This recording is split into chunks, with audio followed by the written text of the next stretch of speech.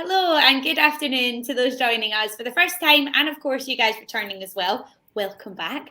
This is your live webinar that has been organised as part of the Humber Apprenticeship Showcase, which is of course powered by SpringPod. Now I'm Robin Richford. I'm going to be taking you through the session this afternoon. Before we kick off, just a little bit of housekeeping, give us all a little idea of what's happening.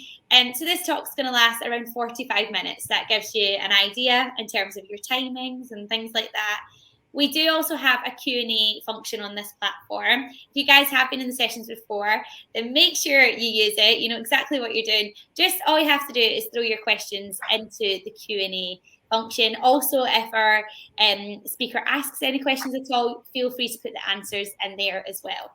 However, in saying that, if there are lots of questions coming in and you do see a question in there that perhaps you would like to know the answer to, instead of writing it again, all you've got to do is vote for the question. So by voting for the question, just give it a wee thumbs up, it's a little upvote, and it just means that I know which questions are the most popular because they'll come to the top of my list, and it means if I'm a little bit short on time, I know which ones you really want the answers to. Now, if you do have to pop off for whatever reason halfway through, do not panic. You don't have to miss a thing. It's all recorded and it will be available within the next 24 hours. Also, it's great to come back and watch on demand, even if you do manage to catch it all. Take any notes of anything that you might have missed. Now, in today's webinar, we're going to be talking to Keepmoat. And to do just that, we are joined by Mark Burley, who is the Social Value and Partnership Manager. Good afternoon, Mark. Good afternoon, everybody. Thank you so much for joining us. Yeah, no problems. No, it's great to be here, and hopefully going to get lots of questions. Got a short video to show you, just to give you some background. But yeah, I just wanted to start off by really asking you all, could you tell me the different types of roles that they are in construction? I'm really interested to sort of get your perspective of what you perceive the construction industry to be and be like. Mm-hmm. So if people want to fire away and put down, in the Q&A, what different roles they think they are, and then maybe, if they're interested in particular roles, I can go into some sort of detail around those and hopefully throw up some surprises. There's a lot of job roles in the sector that you've probably never even considered and knew they existed. Mm-hmm. One of those being mine, Social Value Manager, and I'll talk a little bit about that as we go along. So yeah, fire away. Ask me anything you want. Yeah, that's it. Get all the questions in there, and like Mark just said, make sure you let us know what kind of comes to mind when you think of construction. Because like for me, Mark, I would say like bricklaying. You've got like your forklift driving. That's what I would be thinking of. Construction, plumbing, electricians. Am I on the right line? Yeah, and they're all right, and they're all in demand. Bricklaying at the with the national shortage of bricklayers, we've always been struggling. But any young person wanting to come through into bricklaying, there's a very growing career, very lucrative. So if people are thinking about money and careers, currently the bricklayers we have on Keepmoat, because that's subcontracted out, are roughly earning between 1,000 and 1,200 a week for 4 days. So that's pretty good money. Yeah. They're up in the 50,000-60,000 pound a year mark for bricklaying. So yeah, they're definitely, that's one for if you like getting outside and getting a little dirty, then that's a good one to think about. But lots of other, you're right, electricians, lots of other different trades. But I want to sort of just explore the background behind construction, because that's what people see, but there's so much more. Yeah, exactly. Because I think, like you say, we look at those kind of forward-facing jobs, isn't it, when we think of construction? But there's so much that goes on in order to allow that to happen, I suppose, as well, isn't there? Absolutely. Have we got many coming in? Have we got any questions coming in? I've not had any come in just yet. But yeah, let us know, guys, what you're thinking in terms of construction. But can you tell us just a little bit more about Keepmoat in general, Mark? So kind of like, what is the company and how does it kind of sit in the market? Yeah, so Keepmoat Homes is one of the top 10 house builders in the UK. Yeah. We're the largest partnership house builder. And what that means is that unlike a lot of developers where they just buy land and then work with the local authority to build, we actually partner with local authorities to develop on areas that a lot of other brownfield sites, a lot of other developers wouldn't consider. So inner city, urban areas, often ex-industrial sites. Our 80% of our target audience is first-time homeowners. So we're not the, 4 or 5 bedroomed, big detached houses, £500,000. We're a lot of 2-3 bedroomed, 100 to 30 to £180,000 mark is our main target audience. Been around for a long time now, but was sort of split into two. So part of the company had a regeneration side, so we'd refurbish council properties, and that was sold. So we're now just a pure house builder. Got you. And so kind of in those kind of construction spaces, what are kind of some of the roles that you were kind of talking about that kind of allow those kind of forward-facing roles that we kind of think about as construction? Yeah, so in terms of Keepmoat, and again, this is probably very consistent across all of the major house builders currently today. Very few of them actually have any of the trade people working for them. All of that is subcontracted out. All the bricklaying, plastering, tiling, groundworks, plumbing, all of that is generally subcontracted out to smaller businesses, very localized, so that we can keep local labor close, and it's more cost effective. Yeah. And part of the reason for that was that previously in the 80s, a lot of the big companies had their own workforce, their own labor. And of course, when the housing market crashed, that left them with a lot of redundancies. So now it's much smaller businesses, but people could come to us, and if they still want to come into the trades, they can come to us, and we can signpost them to our partners. In terms of our staff that we have within the business, ranges from our chief executive, who again came through starting as a trainee within a company, and he started in a trainee within the land sector. So to explain how house building works, and I've learned this over the last few years, it's fascinating. Yeah. So it all starts with a team looking for land, and that could be land within, like I say, a public sector local authority.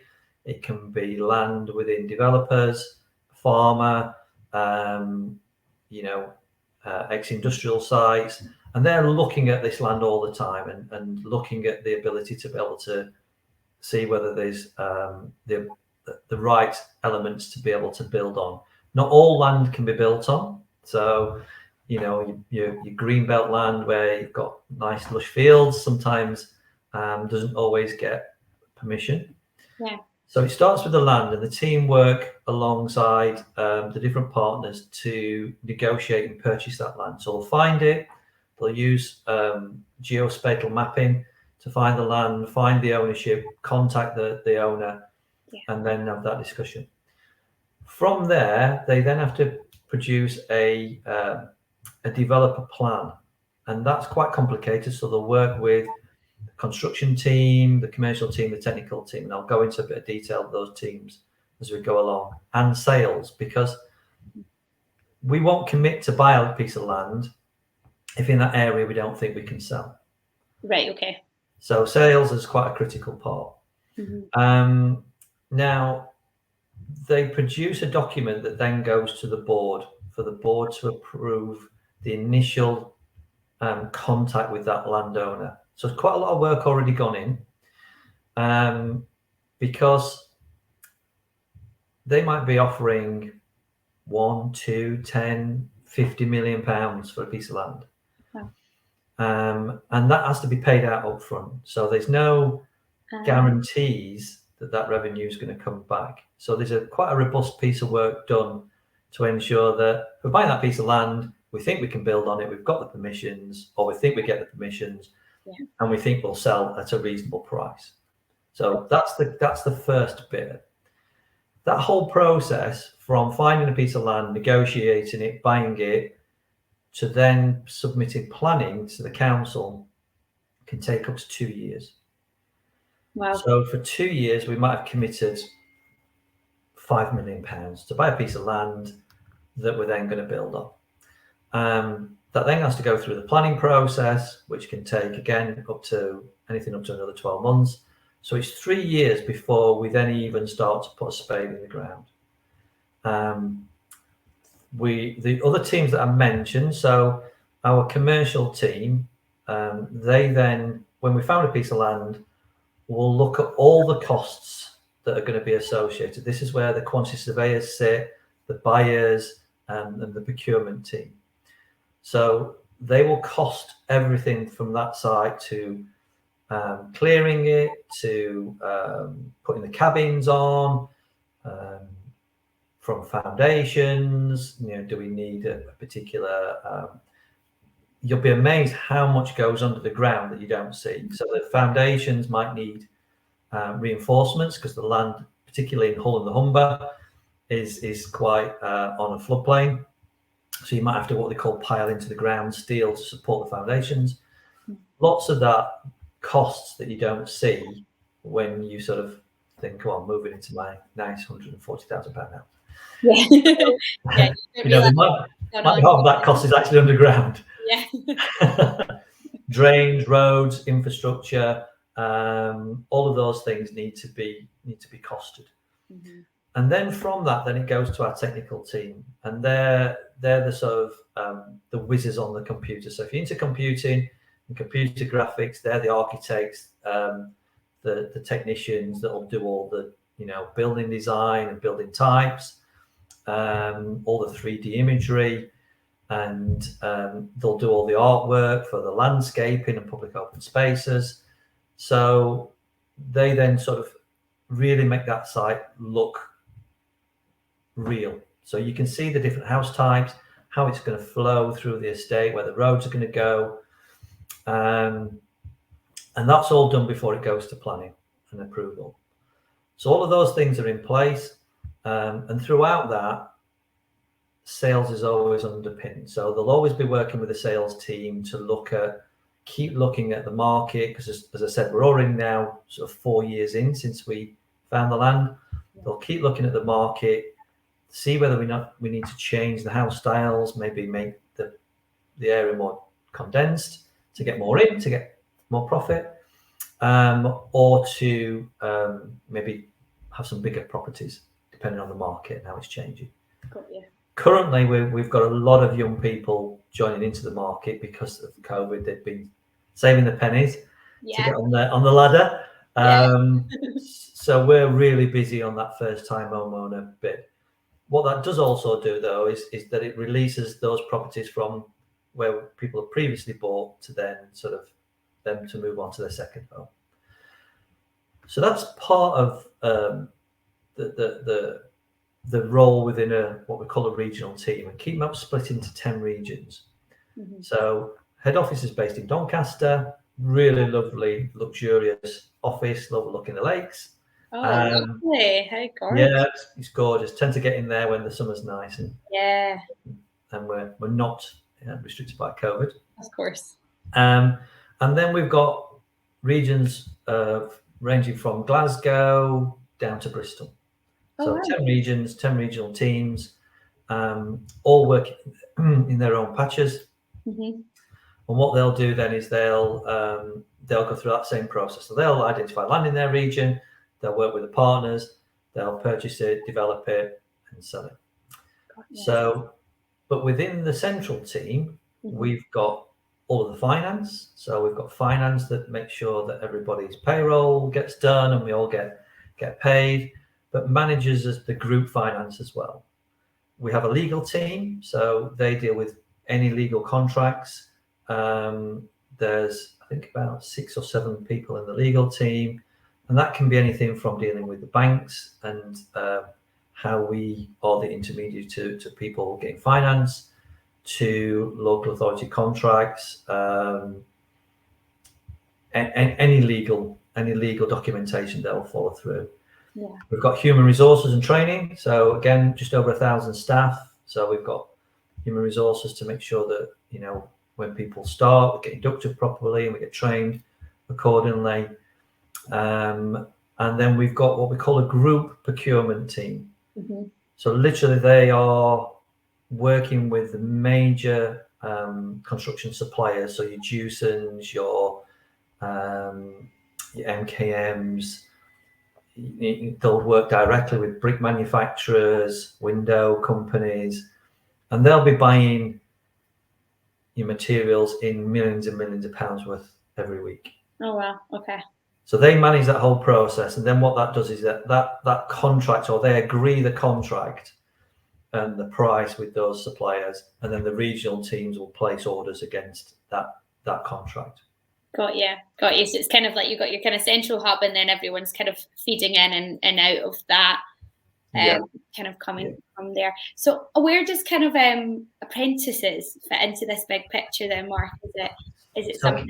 Yeah, so Keepmoat's one of the 5% club, and what that means is that at least a minimum, if not over 5% of the workforce at any given time is an apprentice, graduate, or trainee.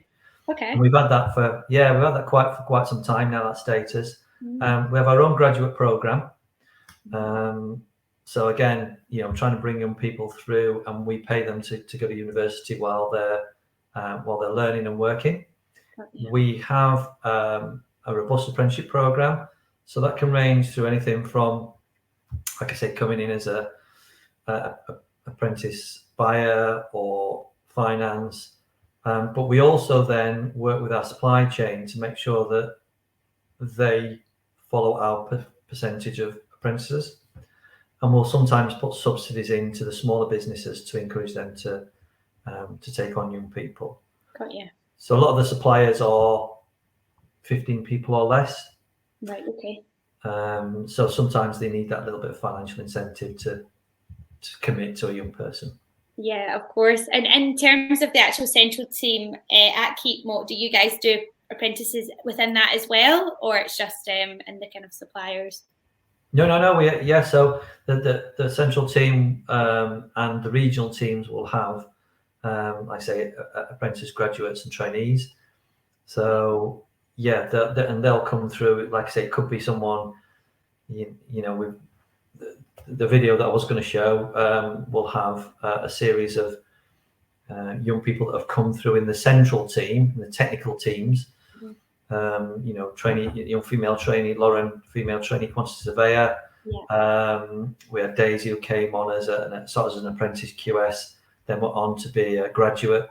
So we paid her through a graduateship. So there's across the business. Yeah, brilliant. And kind of what qualities do you think you're kind of looking for in an apprentice? Obviously, it will depend entirely on the role in terms of skill set and things like that. But is there kind of like general qualities that you kind of look for?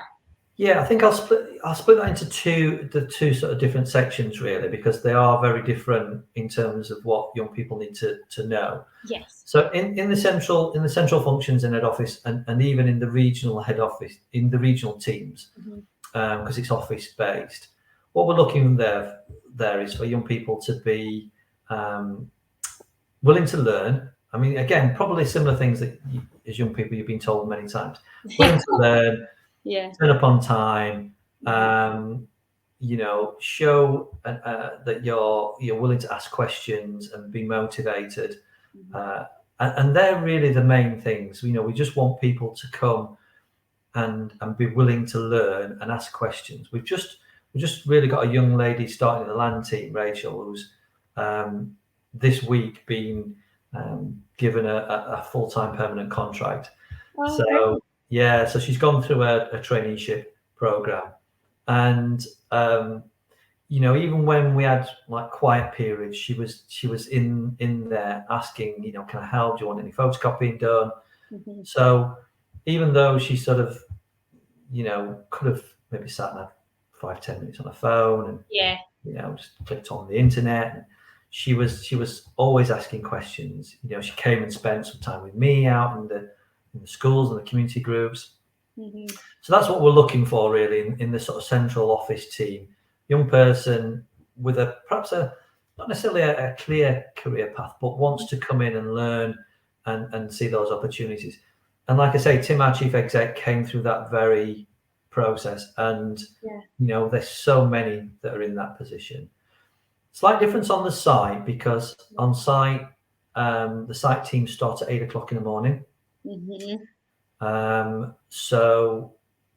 they'll work till whenever they need to, in order to sometimes get houses done and keys handed over. So the times there are quite a bit more flexible, but there it's about young people making sure they're there on time at 8 o'clock. Right. Okay. That's when everything starts. Yeah. Not there at 8 o'clock, then you're no good to a site team. Yeah. Because I guess time is money, and in most businesses, but especially in those kind of on-site moments, isn't it? Yeah. So it might be a site administrator. It might be somebody coming in that's doing going to be a construction trainee. Construction trainees are like a first level site management program. Oh, okay. So young person might come through like an admin apprentice on site and then progress onto a construction trainee, or come in as a construction trainee. But they're the ones that will learn everything about site management and then progress on to the assistant site manager and site manager. But yeah, if you're not there at 8 o'clock, to be out on site, to be there with a subcontractor, make sure deliveries are there, coming in on time, materials are going out. It's a very, as you can imagine, a project build on site is very complex. We've got multiple tradespeople working on different properties. We've got health and safety issues. So it's quite a different aspect to the office-based role. Yeah. Got you, for sure. And like you say, if you're kind of in the office, it's just really showing that keenness and kind of, I guess, passion to learn and kind of making yourself available in those kind of spaces, isn't it? Absolutely, yeah. And on site, it is that bit of being out, the all weathers. It's making sure that you even as an apprentice, we expect apprentices to identify safety risks with subcontractors and to report that back, not to the person, but to report that back to the management team, because if anything, if they see any risks, we need to minimise those. Got you. And I mean, a very practical question here for you, Mark. Is there an age limit on apprentices? No, not at all. Predominantly over 18 for site because of the risk assessments. That doesn't mean we can't. We do often get people sort of 17 onwards, but a lot of the site teams come from college, so they've done 2 years at college, then progress on to site. From the central office based, 16's fine because you're in a nice, safe, warm office and safe environment. Warm number one. Warm, so the risks are much less. But age-wise, we go up to, we're just currently doing a program with veterans. So there's no, as long as you're 16, then. Brilliant. Yeah, no, that's really great, because I do think as well, I know that there's some watching that aren't necessarily school leavers, they're not necessarily been to college, and that's it's really key to know that it can be a bit daunting if you're kind of going, after maybe you've had a previous career and it's a little bit later. Absolutely. Yeah, and you don't have to go to college to be able to get into the sector. Again, we've had some really great young people that have come through. Like you said, they've had a different career start path. Might have been in hospitality or retail, and then wanted to sort of do something different, and have come through and forged a career in one of the different technical aspects, or even, like I say, out on site. In fact, the video you'll see, Benita talks about that exact same thing. She didn't, left school, didn't really know what she wanted to do, fell into a few jobs, and then sort of, came to us. So I think it actually might be a good time to have a little look at the video. What do you think? Yeah, absolutely. Yeah. Yeah, let's get that up. It'll just take a little moment because I think it's really nice as well. Hi, I'm Wayne Edmonds. I'm contract manager for Keepmoat Homes in the Yorkshire region. I've worked for the business for 12 and a half years. Keepmoat Homes is a social housing provider and open market sales funded and worked with the partnerships of regional councils. I came in construction myself because I wasn't very, I was more practical person at school. I've seen what you can do and where you can come from. Getting into construction is a great career path because there's loads of different jobs. Like you can be a bricklayer, ground worker, etc. And you don't just stop there, you can progress in these, so you can be a manager of that. And it doesn't matter if you're a girl or a boy because we're pushing for more women in construction because it's known as a male-dominated place, but we're changing it.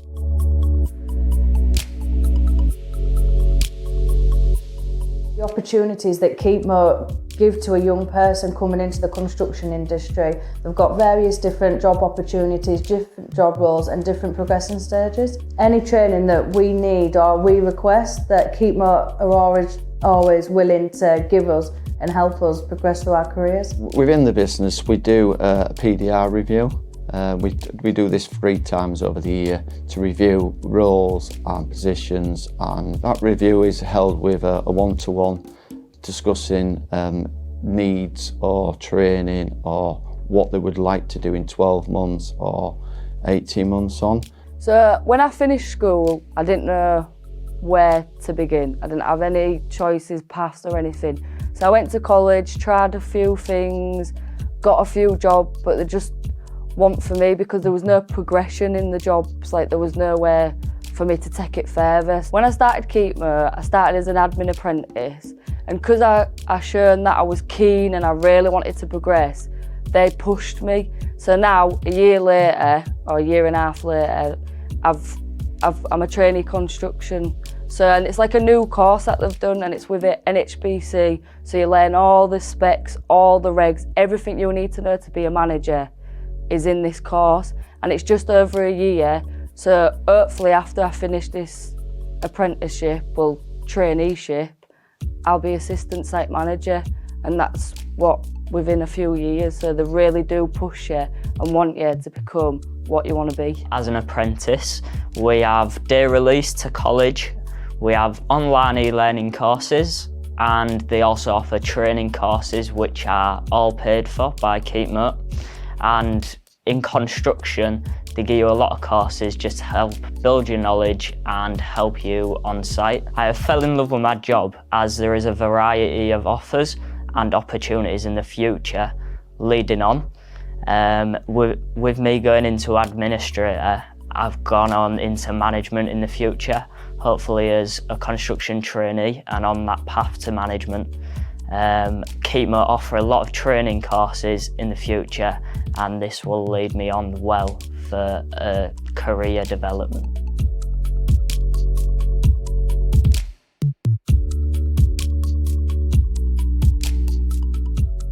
The construction industry is a good choice for young people because there's always construction happening. The demand for new build and the demand for houses is even greater than it ever has been. Construction is always going to be around. It's just going to get busier and busier and busier. Obviously, population grows, more houses demanded.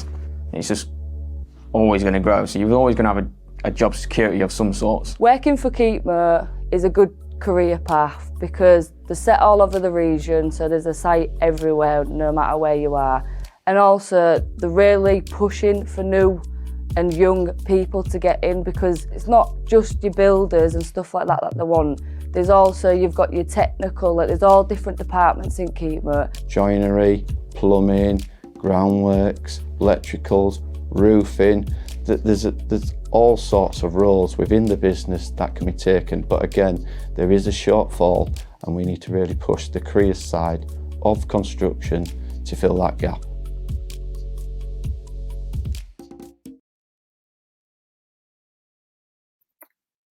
That was brilliant, Mark. I'm really glad we watched that because I think it actually, I felt very inspired watching it. So I think it's definitely inspired those watching. But you actually get a real insight, don't you, into what it could actually be like. Absolutely, and you get to see what site's like. It's not always nice and sunny. Yeah. There's a lot of mud around. But yeah, so Chantel came through. Chantel actually came to Keepmoat as an apprentice bricklayer.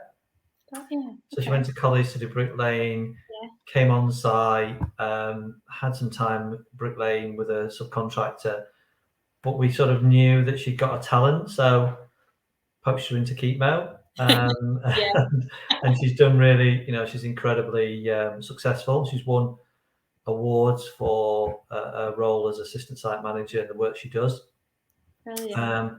Like I say, Benita, she's brilliant. But in 18 months, Benita's gone from being an admin apprentice to a construction trainee. Yeah. She's now got a company car. She'll get bonus the same as the site team. So all the site team, bonused on performance. So it's a massive opportunity for her to start that career pathway. And I felt as well there was such a focus in the video about kind of the future, and a lot of them kind of mentioned the future and the progression and things like that. Is that quite common, or how common is it to kind of be able to progress after the apprenticeships? Absolutely, certainly within Keepmoat, that's the whole purpose why we do it. But again, a lot of the construction companies do exactly the same. We are, nationally, we are in a shortfall. And so, we're all recognizing that. And particularly, I think, as the green agenda is coming on board, there's more and more for us to start to get involved with. And we need young people to come with those ideas and motivations around, smart home technology, solar PVs, etc. So, I know the technical team, our central technical team we're piloting some smart homes in Manchester, going to be doing that in Hull. And again, having young people come through with those ideas is really, what we need and how they, and like I say, I think probably 3 of the 7 exec managers at some point have come through that apprenticeship route. Wow. So, and their salaries are 200,000 plus. So and even from site, we've had people come through that site management, but then studied and gone into technical roles. So there's you're not pigeonholed into any particular bit. One of the other teams that I guess I didn't mention at the beginning is the team I'm sort of linked to. So, forget that one. Got that one. The sustainability and social value. So at Keepmoat, we have a sustainability team that looks at all the environmental impacts. So Ben, as the manager there, looks at all the sites and in terms of the environmental waste and our impact on trees and carbon, and then from my side, we've got a team of social value managers that work in the community and work with partners to engage with schools, engage with community groups. We run things from litter picking activities to supporting even things like the Freedom Festival and the Street Session Hall. So lots of different roles, and again, I think it's for young people just to be able to explore those and not see construction as just it's male builders. I think out of our exec, over 50% are women. So that was going to be my next question, because I know we touched on it a little bit on the video, and it's like how important is that to kind of keep women in construction, and what is the balance? Absolutely. And I'm not saying it's not going to be easy for young women, because there are the stereotypes, but actually all the companies I've worked with in terms of the partnership are all really keen to get young women into all the different roles, because it does break away from that stereotype, and they're equally capable. Even I think 2 of our best bricklayers we've got in Hull are both female. So, we don't feel like, just because it's a man's job, that I can't do it. Absolutely, they can, and both those bricklayers will be earning over £50,000 a year. Yeah, it's really lucrative, isn't it? And I think as Absolutely. well that's changed through the years, which is great. And I imagine it's just supply and demand. I would have thought it's kind of like pushing those salaries up, but it's great. Yeah, absolutely. Yeah, and again, another reason for more young people to come through, because if we don't, as people start to leave the sector, it'll become ineffective in terms of costs, but also it'll slow the developments down. And as you know, as we said, we're desperate for more new houses for people to move into. So of course. Yeah. Now, I know we spoke a lot about kind of the progression, Mark, kind of coming up through the ranks and things like that. If I've got someone watching that's thinking, I'm not 100% sure really kind of like where I sit, is it possible to start an apprenticeship in, say, an on-site kind of role and then sidestep into an office kind of role? Or once you've decided? Absolutely no. And you can go both ways. Yeah. So I'd recommend people to go and have a look at Go Construct, the website. Yeah. Go Construct will give you lots of links. It'll give you little video snippets of each of the different areas and technicalities, give you insights from people who are working in those roles and have come through that apprenticeship program. So, it's a great starter point, I think, if you're thinking about the sector. Yeah. But no, in answer to your question, you can start in an office space. Again, because we have what we call worksite hubs. So a lot of the central team will go out to site and have meetings, and some of them go, okay, well, actually, I want to be more outdoors. Yeah. But equally, we'll support someone from site to study if they want to be a QS or an architect, if that's sort of triggered that response. So absolutely, we can. And am I right in thinking, Mark, that in terms of the actual eligibility and what qualifications you need and all that sort of thing, that just varies per role, and it would just depend on what? Yeah, absolutely. Yeah. So again, if you want to, let's say, be an architect, without coming through that apprenticeship role, you would need to go, stay out of school, then go to university, and come through that academic route. Yeah. We've got a small graduate program, so we are trying to bring young people in and then take them through that. It adds a couple of more years to the study, but they're working and studying at the same time. But the traditional route is for those higher technical roles to go to university and then come through. But that's about it, really. Brilliant, yeah. And so if we've kind of watched today and we're like, okay, that's it, I want to go to Keepmoat, that's what's happening. Where can we kind of find job opportunities and have a little look? Yeah, just go onto the website, keepmoathomes.com, and then they can see the vacancies that are advertised on there. They can get in touch. They can post stuff on Facebook or Twitter if they want to ask questions. Oh, great. They can look at the different sites. There's some drone footage on there about how the sites develop, so they can see from a piece of land that we've not started on right through to the finished product. Oh, brilliant. So yeah. Fantastic. Thank you, Mark. Well, we're just about to wrap up. I'd love to ask you one last question. Okay. We're asking all our guests as we're kind of going through this programme. And it's just, if you could give your younger self one piece of advice, what do you think that would be? Oh, that's a good question. I think it would probably be learn the skills to be flexible, because I think we set off down a career pathway, I think, when we're young, or we think we're going to set off down a career pathway when we're young. And for the vast majority of people I speak to, it never ends up where they think it's going to go. Yeah. So learning skills that will mean you are more employable and flexible to move. So communication skills, being able to present, being confident on, I know it's quite scary being on videos, but being confident on things, in front of groups, asking challenging questions and challenging yourself. I think they're the things, if I went back in time, I'd try and make sure earlier I'd got those skills to move around more effectively.